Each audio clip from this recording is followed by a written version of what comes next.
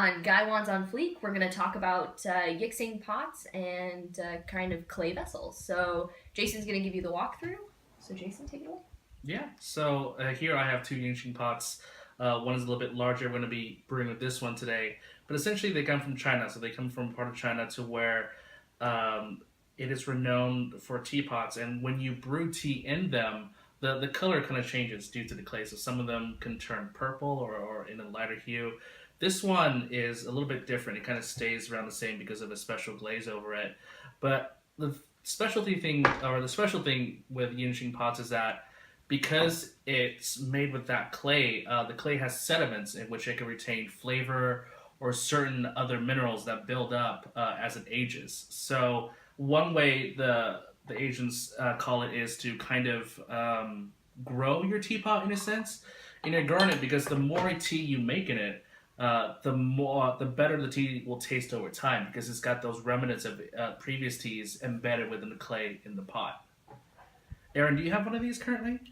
I do have one, but I have not seasoned it or made it shiny or anything like that. And I've heard different things where you may or may not want to only use one tea type per pot.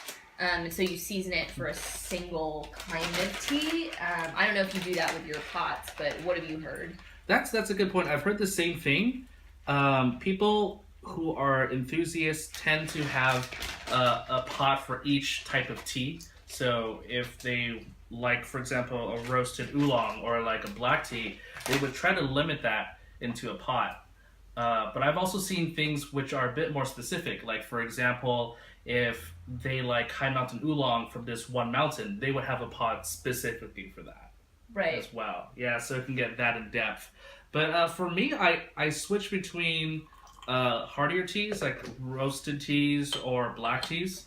And it doesn't seem to really mess up the taste of the other teas as I brew them in later on. Yeah.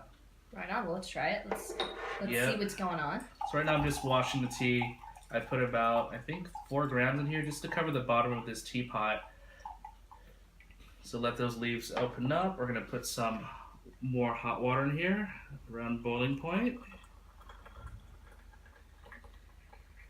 And the trick is with this is that you want to brew oolongs at a higher temperature. So that's why I let the water kind of splash over. Also, there's a trick of pouring the water here over it as well, just so that you maintain the heat on the outside. And the purposes of this is to keep the pot as hot as possible. And since it's ceramic, it can hold heat very well. So if it's warmer on the outside, it's less likely to lose heat on the inside as you bring the tea. I'm just very excited to try the tea. Me too.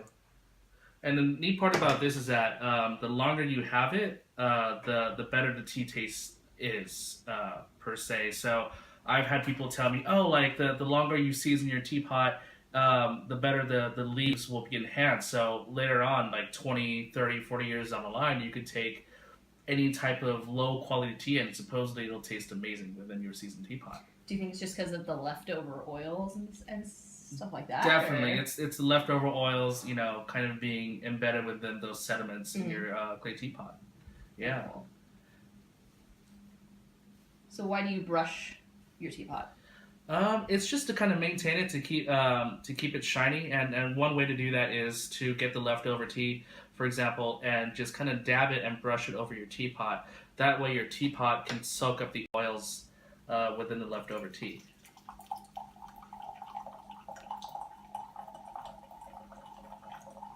So that's why if you look at this teapot, it's a lot brighter versus that one. That one I haven't been taken care of because I haven't used as much. So I've broken it out. I'm starting to use it more. But you can see the difference with the smaller one being more rustic than this one. Whoop. There we go. I'm just going to give it a splash of some tea that has been washed. I'm glad I have a board for this. Yeah.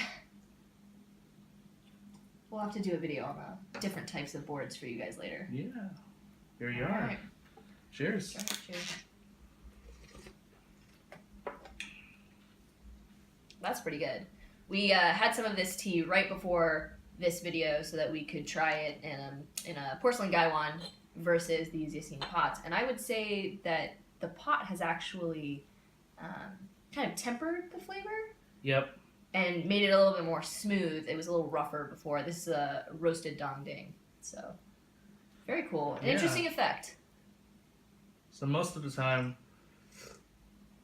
I found out that through these teapots, it kind of nullifies the flavor a little bit. It's not going to be as strong, maybe not even as aromatic, but I feel like it rounds out the tea very well. It's got a good balance from the clay so that it's not too overpowering. It's just mild and smooth. So if you like teas that are a little bit on the balance side, I recommend brewing them in a clay teapot.